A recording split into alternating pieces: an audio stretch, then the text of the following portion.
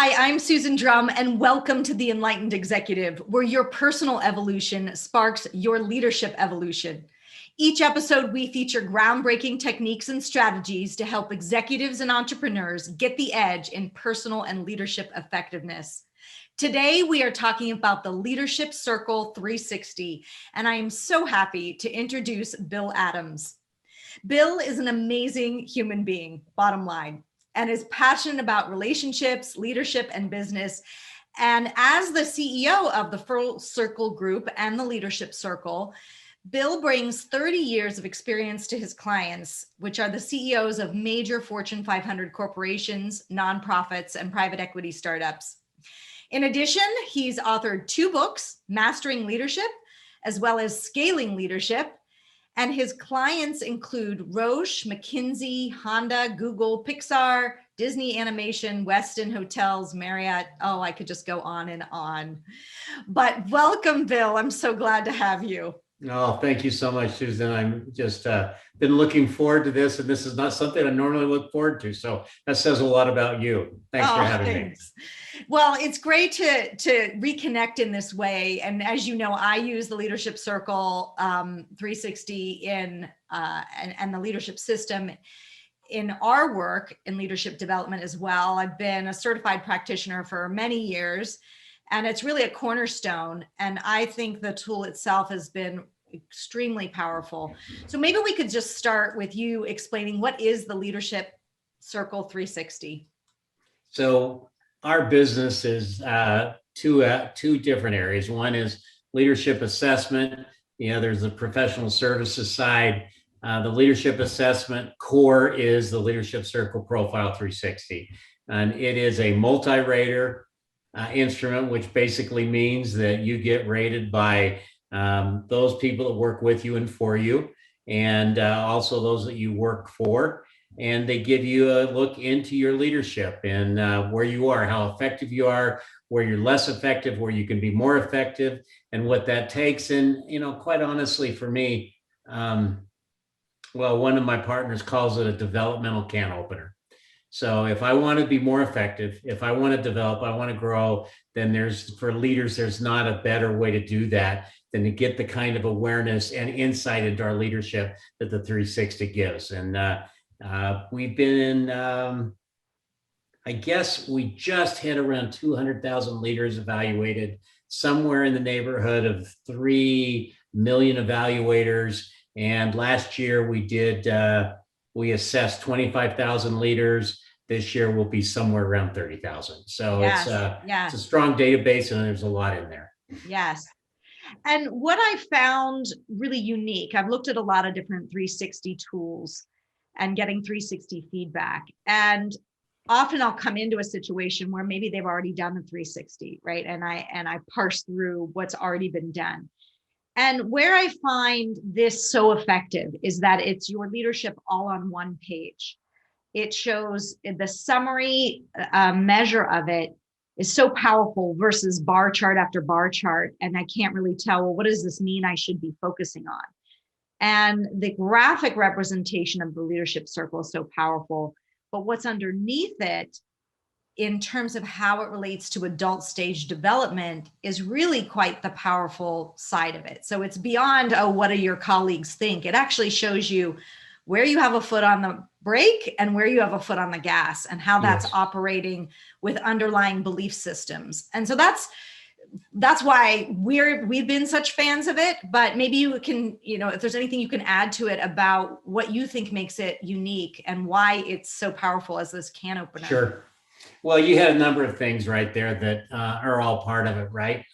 Let's just play on a couple and add more here based on your guidance. So first of all, what we look for as we measure what we call the inside game of leadership and the outside game of leadership. And that measurement on the inside game goes after what we call the reactive dimension. And it's the beliefs and assumptions that you and I have in our mindset that actually underlie everything that we do. Mm-hmm. We may or may not be very aware of them. And those beliefs and assumptions, the way we choose to navigate through the world, are developed in our formative years, early stages of development, right up into our teenage and first of our adult years. And they make up our identity. They help us become successful. They keep us safe in the world. And then at some point, if we overuse them, they actually turn against us or keep us from being as effective as we can be. We want to be able to expose the underlying game of leadership, which are those beliefs and assumptions. That's one measure we go after. The second measure we go after is the outside game of leadership, which are the 18 competencies that are well researched that actually show what it is that makes leaders most effective. And those come across two areas. One, what we call the task dimension, which you're very familiar with. All those things required for us to do the job to get the task done as leaders. And the other side is relationship. And those two in combination, task and relationship, those 18 competencies are divided, and they include things like how effective am I in the kind of way that I'm able to actually set mission and vision for the organization? How strategic am I? Am I decisive? Do I get results? All of those areas. How am I in relationship? Am I interpersonally intelligent? Do I have the kind of organization that has sustainability in it? Am I a systems thinker? So all those competencies, well researched, and you get a picture of both. What's the inside game? What are we believing? What are we assuming? What's the outside game and how we're showing up? And then where do the two match up? So what am I thinking? What are those mindsets that I'm operating with that I may or may not be aware of? You know what? I didn't realize that one of the mindsets is that I don't necessarily trust people to do as good a job at things as I will. Therefore, I'm limiting my capability in developing others because I don't trust others can do things as well as I do. What's the belief and assumption underneath that? Yeah. And then where does that show up in the top half? Exactly. Exactly. So that bottom half is really showing what is driving the top half, how the outside game. And that's what we're talking about. The work that you do inside is going to be reflected in your leadership outside. Exactly. And so that's really what this whole channel is about, which is why I'm so thrilled to have you on here. I've never seen a tool so clearly outline that as well. Well, and it's not for the faint of heart. You know this. Yes. You and I have some background here. We could talk a couple of experiences we've had together. It is strong medicine as a leader to be willing to take a look at yourself and actually find out how you're showing up. Mm-hmm. Are you showing up in a way that makes it more effective for you and for everyone else? Or are you showing up in a way that actually is limiting not only your effectiveness, but the organization that you're responsible for? And there's a cost associated with that for being unaware. But it's not necessarily, I believe, development's an acquired taste. Over time, I've done the profile myself 4 or 5 times. Every time, I guess I've done it I'm on my 5th one now in 12 years. Every time I've taken the profile, I do it, and it brings up that fear and nervousness in me. It's like, Absolutely. Wow, here we go again. Right. And it does require courage to look at that. And usually leaders, including myself, when I went through it, it's eye-opening. And sometimes, it illuminates a blind spot that we haven't seen. And you're thinking, wow, really, is that how I'm showing up? Ooh, not loving that aspect.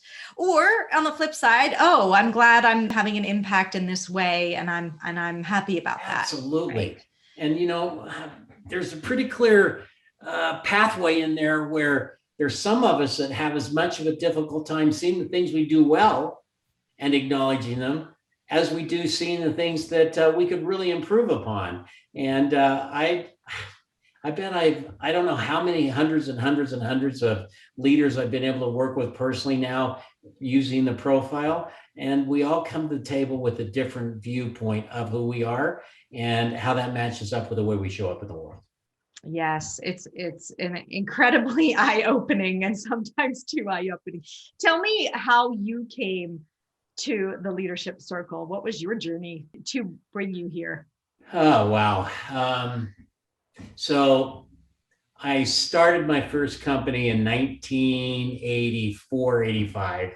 And that was, there was literally 3 things we were working on at that time. One of those was this business that I've been in now since 1984, 85. So we're talking a lot of history, and it was a development company. Somewhere leadership development and large scale transformation. In addition to that, the work that I would do was help in turnarounds.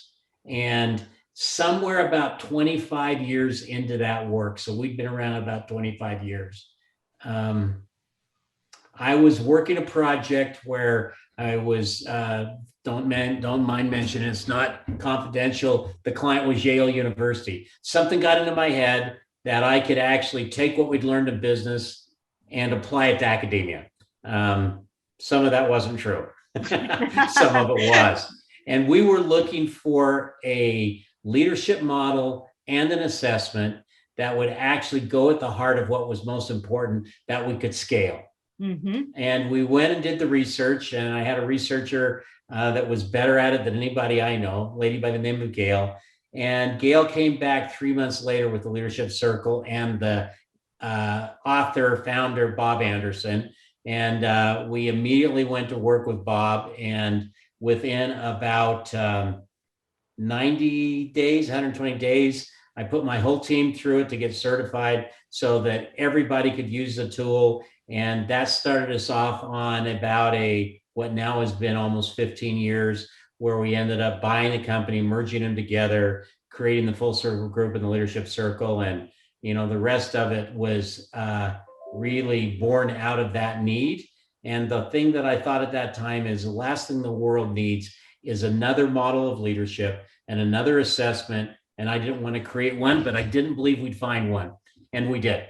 And since then, we've used it literally thousands and thousands and thousands of times in our own business. And we have around the globe 9,000 practitioners, 9,000 consultants that use the profile. We just went over 9,000 last year. And we probably right now have somewhere in the neighborhood of 2,500 companies that are using the Leadership Circle as their way to develop leaders and assess them. That's amazing. So when you took the 360, what did you learn about yourself? Oh, wow. It's interesting for us, regardless of where we are in our own path, and to actually get a look that resonates deeply. And you go, you know what, that is me. And there's those areas where I really need to work on. And oh, by the way, not that effective in some arenas. And the big learnings for me, right off the bat, I realized, which I did not know, I was living out of integrity. And where I was living out of integrity is that I would show up in our language as a highly creative leader when I was working with my clients. And when I came home to my own organization, not so much. And I'm a pretty bottom line person, as you know, so my net in there was how unbelievable is that I actually am in a position where the best me as a leader shows up when I'm on the clock and a client is paying me. And then I go back to this other leader, which self wants to show up, and I deploy myself into those circumstances in a much less effective manner. And I had two worlds that contrasted literally night and day. And I was very disappointed, and at some level was ashamed by that.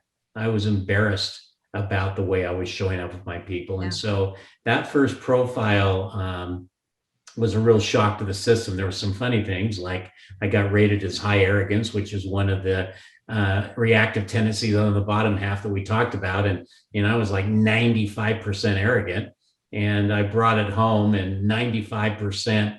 The great news about me is that I'm really good at this work, because you can't score lower than I did or higher than I did on some of those areas, right? So I am the example of improvement in that. And I was this high arrogant, high autocratic, high controlling, high protecting, and with all my people. I came home and I showed it to Cindy, who's my partner, and all she did was look at it and nod her head. Yeah. I'm Yep. like, are you kidding me? That actually, I'm not getting any empathy at all here. Like, oh, that's not right. No, she said, that's exactly you. Oh. That's exactly how you show up. So it was a big wake up call for me. And the wake up call was the better leader, the better me, the better version of myself wasn't showing up consciously all the time in a way that was making my organization more effective, making the work experience more effective and more fulfilling for my people. And we weren't performing at the level we needed to. So it was big all the way around. So I'm curious to know, thank you for sharing that. I'm curious to know, how did that impact your ability to scale? Because some would say, well, it's most important how you show up with your customers or clients, and then how you treat your team. Well, we're not perfect, and it's typical, is what I would say. Yeah. Where does that prevent you, though, from scaling leadership? Well, let's just go right down to it, right? So I hit a ceiling on revenue, which at that time in our business was a ceiling I hit right around the $7 million mark. And I couldn't get above it. Mm-hmm. I could not get above it. And so we were a very typical entrepreneurial firm in that way, feast or famine. We'd get the projects, we'd work it, we'd do that. We got up there pretty quickly. I couldn't get above it. The reason I couldn't get above it, quite honestly, is that I didn't scale myself through other people with finding the kind of people that actually felt like not only were they trusted, they were capable and competent. And so the work was limited by how much I could handle myself with a team around me. And I wasn't bringing people in that were as good or better at the work than I was. And instead, I was bringing people in that would allow me to be more of a controller, more dictating what happened. And we couldn't scale beyond that. That was literally our ceiling. The scaling side of that meant that it took us to grow our business 25 years to get to 10 million. We doubled that in 2 years after that, and doubled it again in the process right now in the same period of time. So we literally, from a scaling standpoint, and it wouldn't have happened without doing this work, obviously strategy, all the rest of that mattered. But if I hadn't got out of the way, there's no way we would have grown this business. Yes, you are in direct control of what's happening there. And the organization, this is what we say all the time, Susan.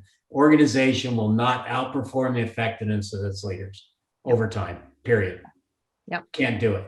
So the less effective I am, the more of a ceiling or cap I put on my organization. And if I'm not willing to take it on, I'm going to hit that ceiling. The organization is going to hit that ceiling. And we need to be able to get out of the way and actually enable and empower the organization to do what it needs to do. Changes the whole game. Doesn't happen without great leadership. It's so interesting to see the patterns that show up. You're highlighting a pattern I've seen where if you have a higher controlling type of leader, what shows up around them are complying types that go along to get along. And it's almost mirrored. You look at their 360 and then you look at the 360s of their direct reports. It's the only way they have learned to cope and function underneath that type of controlling behavior. So I always found when you do this in a broader context, not just when one-on-one and a leader, but you do it with a team, you do it with the top half of the house. It's fascinating to watch the patterns show up. Whole different game, right? Yeah. You get to see it. So in our language, high controller has got to have compliers. Yes. Got to have compliers, because if you don't have compliers, you're not going to be able to control. Yeah. And so we attract that in the system. And oh, by the way, we're attracting the very thing that when it's overused works against us and our business versus works for us. Yes. And I've often seen, I'm going to ask you a little bit about what skeptics say and what you've heard, what your common pushback is. I recently get a pushback on one that I did where the leader clearly has good scores with his direct reports, but with others in the organization, not so good. like almost polar opposite, very similar to the way you're describing how you showed up with clients versus how you showed up Yeah. Yeah. internally. I'm nodding my head. And so the rationale would be, well, I'm crushing it in my own business, my own division. And so all that really matters is that my direct reports, I don't care about the rest of the organization. What would you say to that with regards to how it's going to impact the scale of the overall organization? Well, I find it fascinating that we use a multi-rater instrument that we call a 360, as you laid it out up front. Organization is systemic in nature, and understanding the whole system and the way my leadership is impacting other parts of the organization or within the very organization that I have responsibility for, and then doing something about that just makes us better and more effective. So where I'm at with that conversation is, what would be in your mind that would want you to stay less effective or ineffective, even as it relates to your peers, even as it relates to those that you don't necessarily care that much about or have that much influence on. So wouldn't you want to be more effective in that setting? And the answer 90% of the time is, yeah, I would. Yeah. Yeah, I would. And what you just described for that leader, for me, more than likely will show up somewhere in their reactive down below, and they just played it out. So my guess is they got a little bit of high arrogance going, probably a bit autocratic. They don't think, they distance themselves, and that shows up. They've learned how to lead more effectively where they're responsible, but they haven't applied that elsewhere. And wow, that's just a loss of bringing their gifts to the table everywhere versus only in certain situations or contexts. And the pushback would be, well, there's not time for all of it. I have to focus on my own, I can't be effective all the way around, right? And it's a chicken egg thing, because the more people are in this reactive tendency, it takes more resources, as we've talked about. Like, no wonder you have no time, because you're leading in this way. Yep. And it takes more energy, resources, money, period, to lead from the reactive than it does on the top half of the circle, the creative piece. Yeah, you're simply said the way you stated it there, right on. It's higher energetic cost on both self and others, and it's higher cost. Yeah. Period. So, and you can see it quantitatively and you can see it energetically. So I've got leaders right now that there's no way for them to spread themselves any thinner. You've got them. You've worked with these leaders. Yes. They're 7 by 24. They work all the time. I was just online with one before we got on today. It's 10 p.m. where he's from. Mm-hmm. He's still doing email tonight. Right. And he's doing email. That's not unusual, by the way. I was on a meeting last night on his time, and it was 11 p.m. his time. He had a really important meeting. He's scaling himself, or trying to, by adding hours to the day and working harder. There is a limit to more, harder, faster. Yeah. At a certain point, you can't go. You'll hit that cap. It'll stop you. It'll block you out. And so what's the answer for those types of leaders? What do they need to do? Oh, I love that question. The first thing for me is that I take on and accept as a leader that I am my own project. So I'm literally going to cast a shadow on the organization. And that shadow that I cast, I'm either going to be aware of or unaware of. And it can either be more effective and bring more light to the organization, a healthier work environment, a more productive environment, or not. And if I don't get aware about that and know that I am my own project, and I start to work on that over time, and oh, by the way, don't do this because it's altruistic.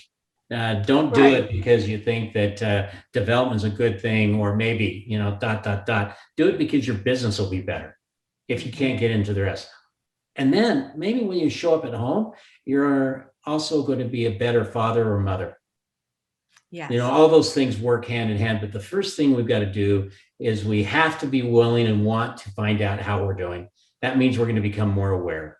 Once we start to raise awareness, once we start to see how we're actually being received, then we get to be a choice about what we want to do about that. Awareness precedes choice. It gives us the opportunity to be a choice. and then accepting and embracing. I mean, we're raised in a way where we believe that we're supposed to have all the answers by like at 22. And our development pretty much ceases at that point. And we're socialized out of this world of, you know what, growth is actually an inherent part of what is innate in all of us. And that's one of the reasons we're here. And if we accept it as that development isn't I'm less than, therefore I must develop. It's, wait a minute, that's part of what makes us human. And if we're willing to grow and develop, take ourselves on as a project and make that a project for life in a positive way. Are you kidding me? I can't even believe how blessed I am to be able to work on myself on a daily basis.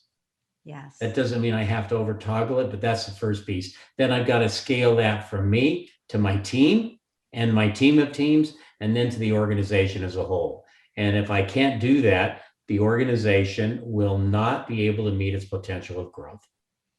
Well, towards that end, could you share with us maybe an example or two of a leader who did take that on, and where they were and what they were able to do once they embraced it and did the work that was necessary to make the shift? Sure. I've got two examples. So I have sitting here in front of me, and we'll just refer to it versus put in. I have 10 years, 4 profiles, so 4 assessments taken on one leader. When he first took the leader, his name's Jeff Hilsinger. Write about him in the book, so it's definitely public information.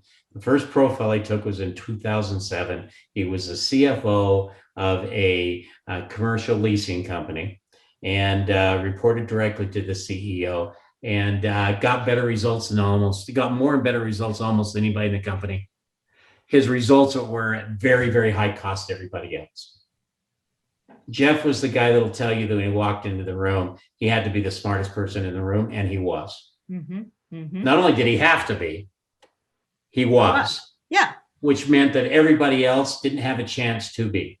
Yeah. It also meant that he was the go-to person in the organization to get everything done. And the way he did that was through a very autocratic, very controlling way. He got results and reinforced for it. He was the go-to person.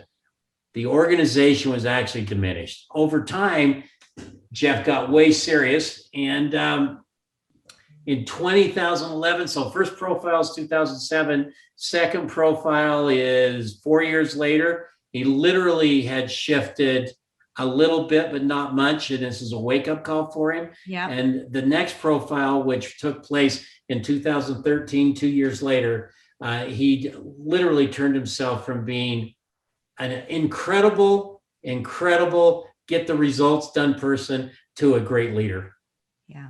And everyone's looking at this situation saying, man, what did you do different? What we did different is he took the fact that he had some work to do and it was worthwhile to do it. So simple things like asking people questions, whether and telling them what to do. Yeah. Simple things Amazing. like working alongside, power with versus power over. Mm-hmm. These weren't areas where he had to turn himself inside out, but there was a number of areas where he had to say to himself, you know what, in order for me to grow this organization, be more effective, that's what's got to happen. He went from that position to becoming the CEO of a company that literally just sold itself 90 days ago, NASDAQ traded, and all public information there, from being in our scale, a leader that we would have rated when he first took the profile, probably 20% on leadership effectiveness. I mean, think about this. Yeah. People are rating your leadership effectiveness at 20%, your bottom quartile. Right. To top quartile and almost top decile. Amazing. And huge difference. I can tell you the one thing that said to me more than anything else is he looked at me one day and he said, where this is really showing up is with my daughter. This has been a fascinating conversation into the window of how one tool can make a tremendous amount of difference in leadership effectiveness. So I really appreciate you coming on to share more details about the Leadership Circle 360. Where can people learn more? Leadershipcircle.com. There you go. And where they ought to learn more from is you. Are you kidding? You do this as well or better than anybody I know. Oh, well, thank you. Well, I have you as a mentor, so I'm grateful We've for got each other. We're all of lucky that. for that. Well, thanks for coming on. And if you like this episode, you're not going to want to miss my interview with Shep Hyken, Chief Amazement Officer of Shepherd Productions, another enlightening program leaders have embraced for their own development. Until next time. Hope you enjoyed today's episode, and I'd like to point you to the next important step. Hit the subscribe button and the bell to get notified when we release new content. I'll see you on the next episode of The Enlightened Executive.